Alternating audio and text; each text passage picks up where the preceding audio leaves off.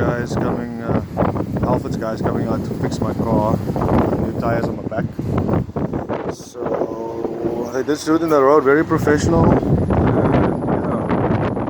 what can I say? Very intriguing to see all these things happening, you know. So cost me £133 for both rear tires, and that is like Yokohama tires, you know, straight up.